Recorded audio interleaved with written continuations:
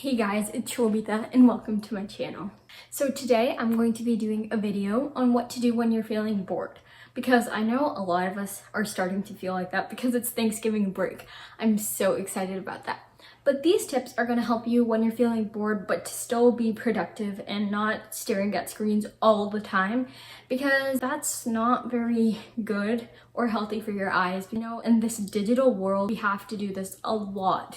So these tips are going to help you on getting a bit away from the screens. I mean, some of these tips are still going to include them, but they're not as device oriented as the normal world or as just scrolling through YouTube would be. So let's just get started.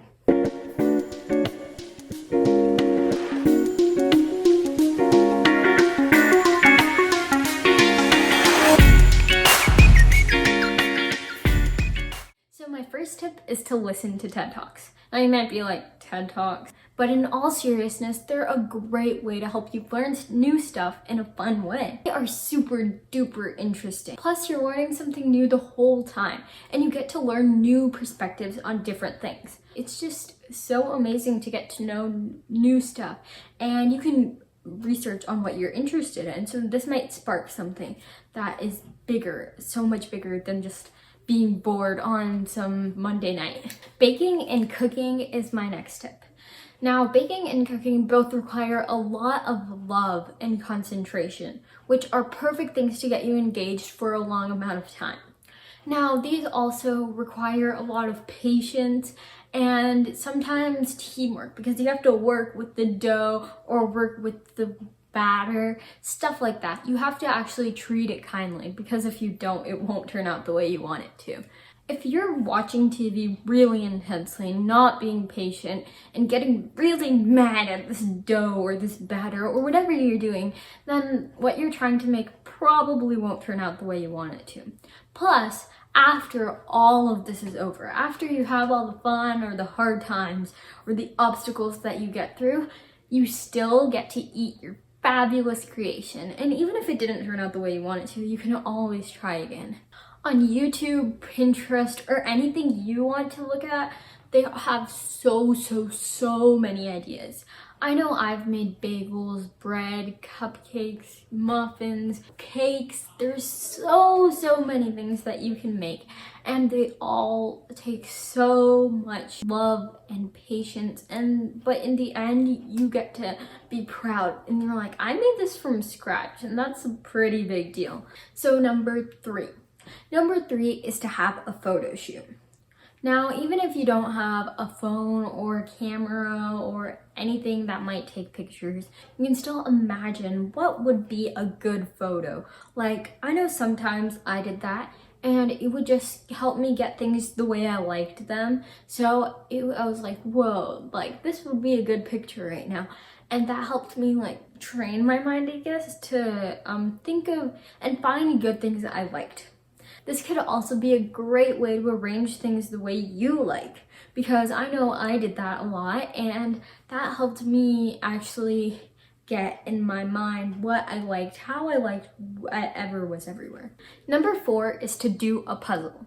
I like absolutely love puzzles. If you don't, maybe you should try it again. Like, they are so amazing, for me at least. I know some people don't like that, and I totally get that. A lot of the time you get to create and you get to make this tiny little pieces bring together everything, and this could be a great metaphor, because when you put everything together in your life, it makes a beautiful big piece, which is you.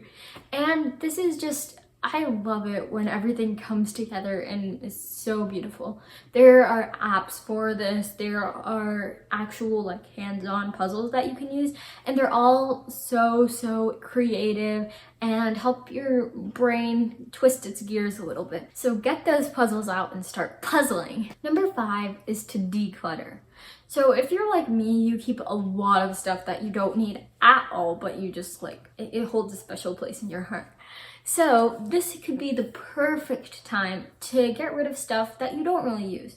If you like really need it and you're really attached to it, then keep it. The only thing that you need to remember is that if you don't use it or need it, you probably don't need to keep it. So number 6 is to color. I know a lot of people think coloring is just for little kids, like you can only color Dora drawings or something like that, and that is definitely not true. Coloring is for adults, teens, tweens, little kids. It's for everybody. It shouldn't be just singled out one type of age group. Coloring is a relaxing field of expression for all ages, not just little kids. And if you don't have any coloring books, then just print stuff off the internet or doodle some stuff. I know I did that a lot. I just like doodling fun stuff with my parents or my family, and it just really helped me express myself, even though I'm not good at it. And I wasn't good at it back then either. It's just a fun, relaxing way to do stuff. Number 7 is to read. Reading is such a fun way to be relaxed, excited, mystified, thrilled. Like, you get so many things from reading. You can start crying, you can be elated when something happens. It's just such a field of expression when you get to read a book. You can always be transported to another world while reading, and reading doesn't need anything fancy. Just like a simple book is going to bring you to a whole different place, and it's just amazing. Maybe it's time to pull out a book that you've tried reading before, or just any book that's laying around in your house. I know I've tried reading a couple books that just don't click with me, but maybe you should try them again and see if you can bond with them a bit. Number 8 is to write. Writing is a fun way to express your emotions. It kind of goes along with the earlier tip, number 7, which was reading. So maybe eventually you can write your own book that other people can read. This is such a great way to express what you're trying to convey to others in your writings. Like if you could write an autobiography, maybe a biography about someone you know a lot about. A poem is a fun way to display your emotions and imagination. It's just such a beautiful way to get others to understand your emotions and understand things that you want to change, or just make people realize other things. Help you and others learn so much more about objects, places, yourself, and way more. Composing a song is the next step. So when you're composing a song, you can express your emotions through lyrics. You can express them through a tune, and everybody can really be really sympathetic and they can understand what you're feeling through the song. Composing a song can help you express feelings that you have bottled up inside of you too. Sometimes it's just such a crowded place in your mind, and if you just let that out into music, then it just helps others actually understand what you're going through. Number 10 is to make a time capsule.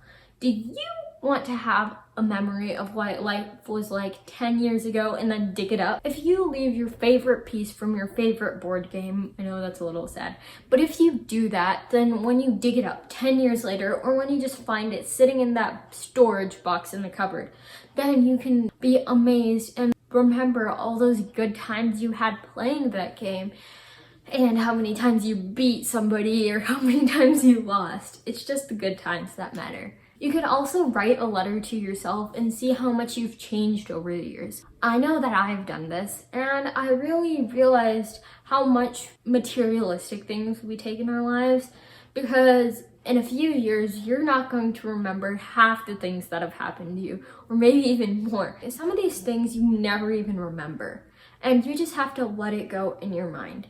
You have to be the bigger person sometimes, and that's going to help you recollect all the better memories than remember the bad ones. Well, that was my list of 10 cool, fun things to do when you're bored.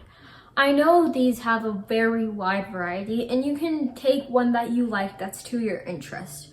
A lot of these require creativity, and some of them are very strict and to a certain point that you have to do them. But anything that you like, you should try doing it. It's just later in your life, when you realize that you could have done something so much earlier, you're going to wish that you had tried it. And maybe this is the time to start trying new things. I hope you enjoyed my list. Thank you so much for watching. Make sure to subscribe with notifications on and put a comment if you did any of these and how you liked them. Thank you for watching, and I can't wait to see you in my next video. Bye!